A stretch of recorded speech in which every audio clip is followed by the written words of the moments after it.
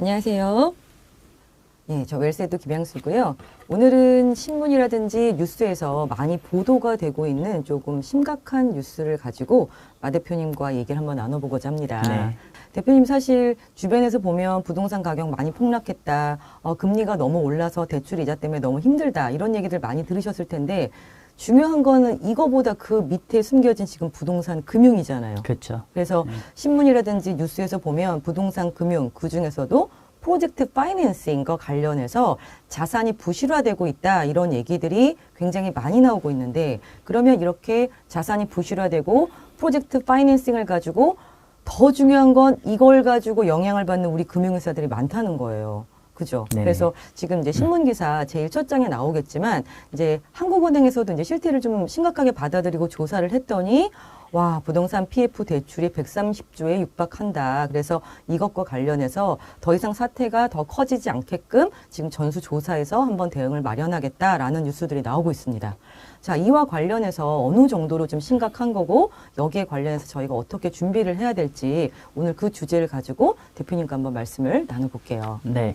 일단은 이제 우리가 요즘 신문 검색을 해보거나 뉴스 기사 검색을 해보면은 이제 부동산 금융 관련해서 많이 기사가 나오죠. 사실은 그쵸. 근데 이런 부분들이 기사화 정도 될 정도면 아마 이미 상당 부분 진행이 됐고 네. 좀 당국에서 굉장히 유효주시라고 해야 되나요? 네, 맞습니다. 이제 생각하는 정도이죠. 그래서 일단은 뭐 워낙에 PF 관련된 기사들이 많기 때문에 검색해 보시면 나올 거고요. 그러니까 제가 PF 관련돼 있는 이슈는 좀 간략하게 얘기하고 그래서 우리 어떻게 해야 되는데 그쵸. 라는 쪽에 포커스를 해서 좀 얘기를 나누도록 할게요.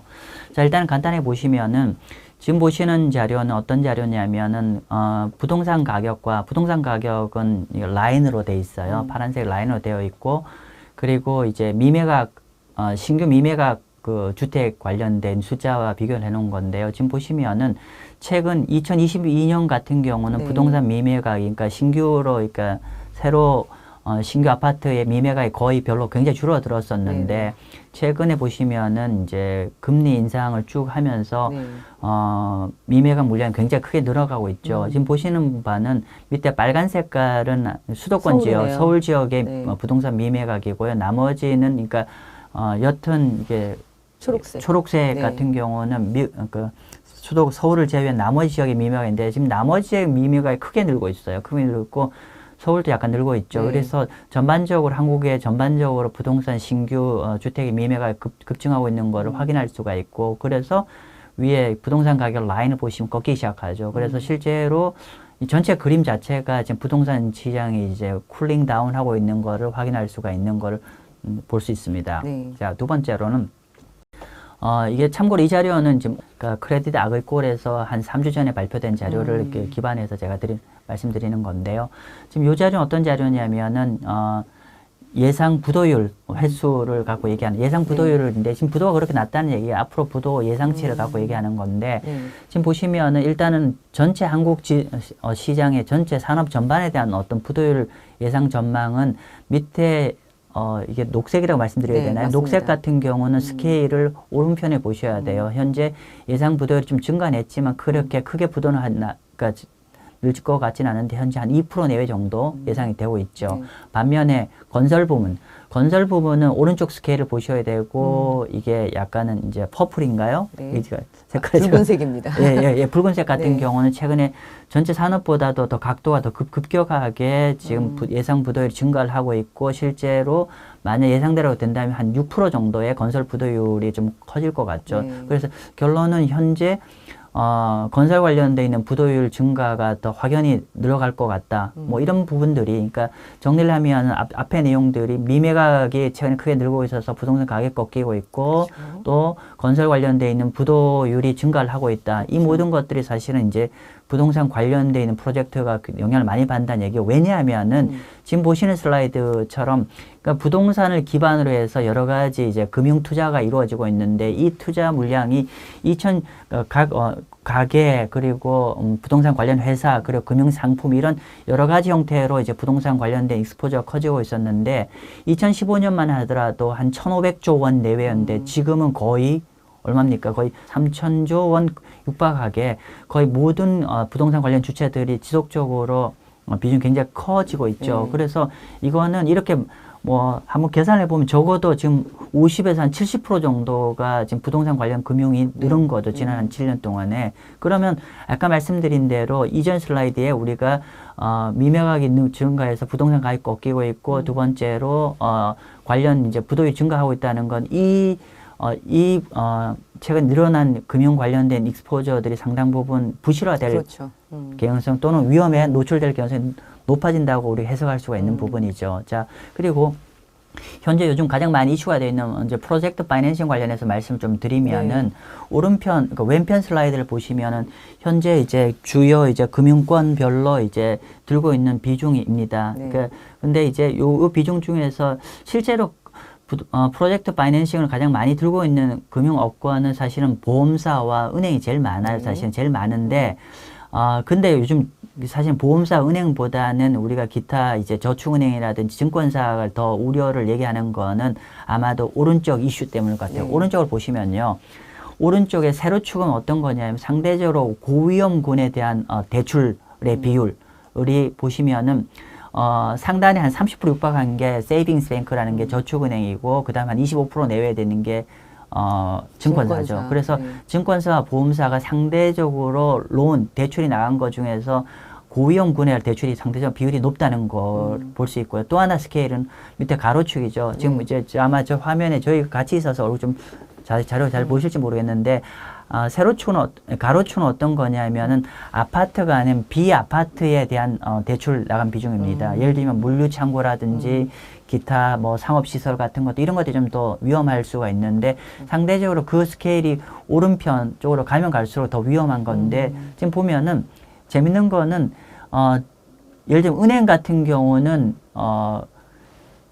아파트가 아닌 대출의 비중이 굉장히 작아요. 한 20%, 한 30%밖에 안 되는데 지금 저축은행과 증권사 같은 경우는 거의 80에서 한 100% 정도죠. 즉 저축은행과 은행에서 대출 나간 것들은 아파트가 아니란 뜻이죠. 상대적으로 이제 경기가 움직였을 때 더 민감하게 충격파가 갈 수 있는 쪽에 어떤 론이 다 나가 있다는 게 현재 문제의 심각성이죠. 정리를 하면은 상대적으로 고위험군의 대출 비중이라든지 또 비아파트의 대출 비중을 감안했을 때 현재 그 프로젝트 파이낸싱 이슈에 가장 많이 노출되어 있는 거는 세이빙스 뱅크나 증권사부가 굉장히 노출이 많다는 거를 좀 우리가 확인할 수가 있을 것 같습니다. 따라서 이 부분에서 향후에 문제가 된다고 하면 이 부분에서 우리가 아픈 손가락이 될 여지가 있지 않나 싶습니다.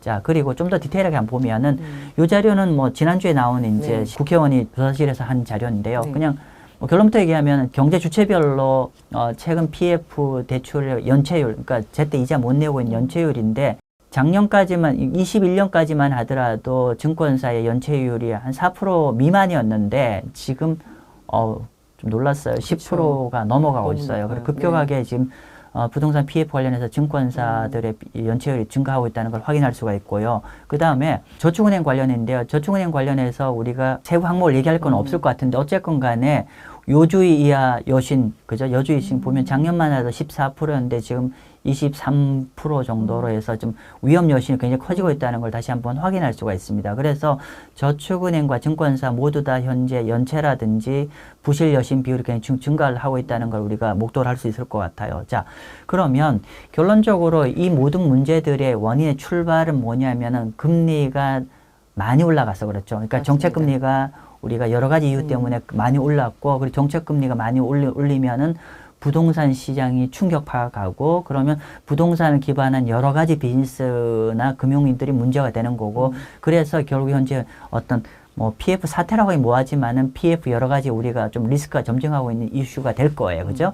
그러면 그래서 앞으로 어떻게 될 거니? 그러니까 만약에 이런 게 우리가 상황 관리가 좀 더 어려워지면은 만약에 이 한두 군데나 어떤 이슈가 본격적으로 발생하면 아무래도 그 PF 관련이나 부동산 프로젝트 파이낸싱 관련된 이걸 많이 들고 있는 회사들이 좀 문제가 될 것이고, 맞습니다. 그러면 상대적으로 그 금융기관이 부실이 될 개연성이 있죠. 맞습니다. 그렇게 되는 거고, 이렇게 되면은 결론적으로는 이제 뭐 사실은 기대 효과라기보다도 여러 가지 뭐 파장은 여러 가지 미치겠지만 채권 시장을 국한한다 보면 우리가 이렇게 한 단어로 실죠.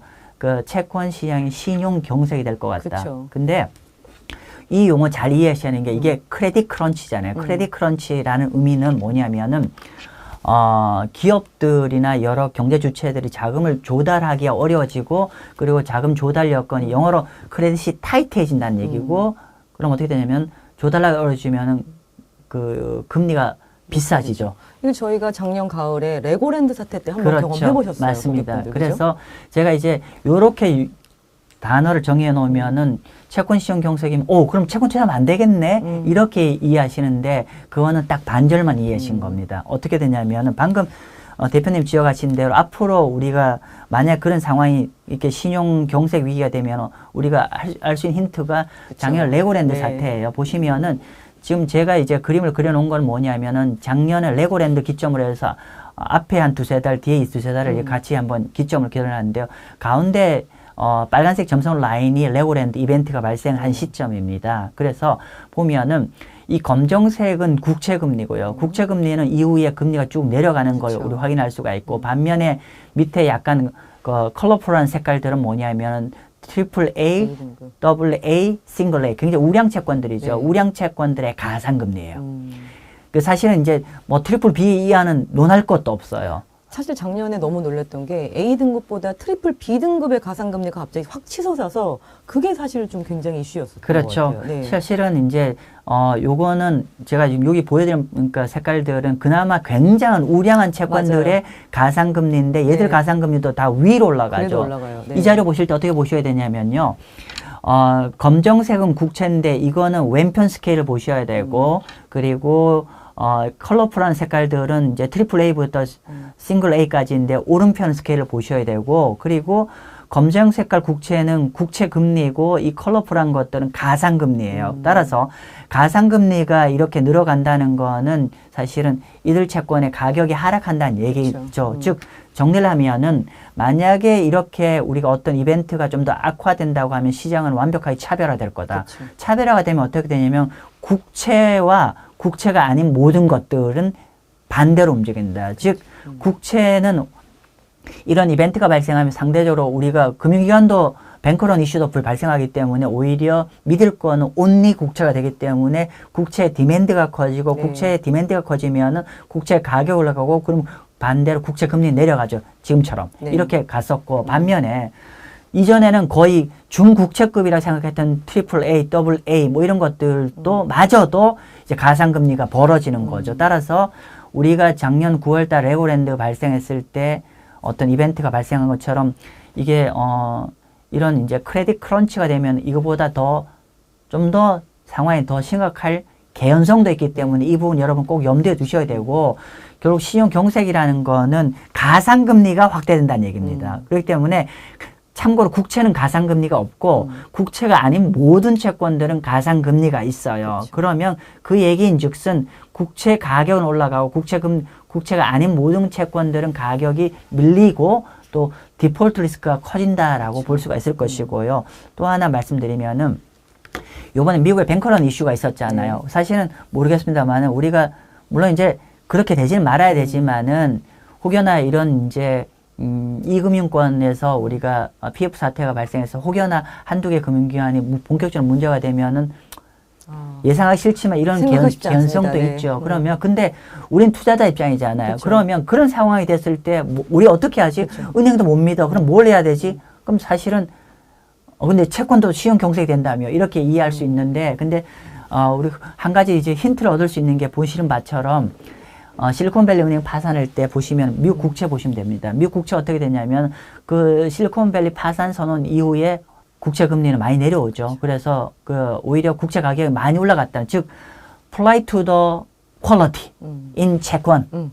채권 안에서도 안전자산 선호 현상이 벌어진다 그 뜻입니다. 그렇기 때문에 국채가 된 거고. 근데 앞 슬라이드 좀 차이 있는 건 뭐냐면은 제가 보면은 밑에 싱글 A와 더블 A 국채 같은 거 가상금리를 넣었는데 얘들은 크게 안 늘었어요. 상대적으로. 네. 그건 뭐냐면 미국이 워낙에 과단성 있게 돈을 막 공급을 하는 거기 때문에 가상금리는 폭발적으로 잘 늘지 않고 어느 정도 관리는 하고 있었는데 그런 불구하고 많은 투자자들이 이제 안전상 가야겠구나 생각이 들어서 국채 금리가 내려갔다는 건 국채 가격이 많이 올라갔다는 얘기죠. 따라서 결론은 혹여나 PF 사태가 좀 더 악화돼서 그러면 금융기관 부실 사태가 올 거고 그러면 신용 경색이 되는데 이 신용 경색이라는 거는 국채가 아닌 크레딧물 국채가 아닌 모든 채권들이 이렇게 어려워진다는 얘기지 반대로 국채 가격은 더 좋아진다는 뜻입니다. 네. 따라서 채권 시장 안에서는 차별화가 진행될 수밖에 없을 거다. 그럼 여러분 투자들 힌트 가지죠. 아 그러면 이 차별화 장세에 수혜를 보는 자산 투자할 필요가 있지 않나 네. 싶습니다.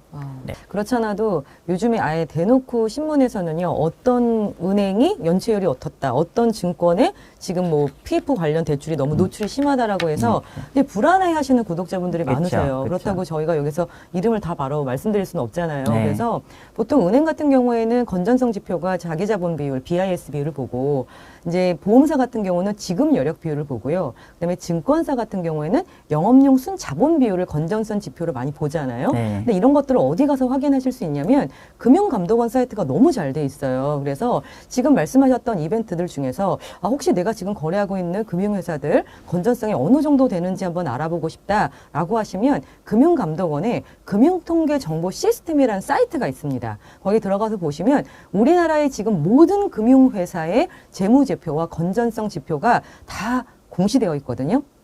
그래서 한번 확인해 보시면 대표님 네. 혹시 방금 말씀해 주신 네네. 거를 자막 사이트 처리로 올려드려야죠. 자막 그렇죠. 처리를 해주셔도 네네. 괜찮을 것 그래서 같아요. 제가 그 사이트까지 다 한번 알려드릴게요. 그래서 한번 확인해 보고 그 다음에 약간 좀 그 이런 것들에 대한 지금 의구심이라든지 궁금증 거기서 한번 확인해 보시면 좋을 것 같아서 제가 참고로 말씀을 드리고 오늘 여기까지 마무리하고 인사드릴게요. 네. 예, 감사합니다. 감사합니다.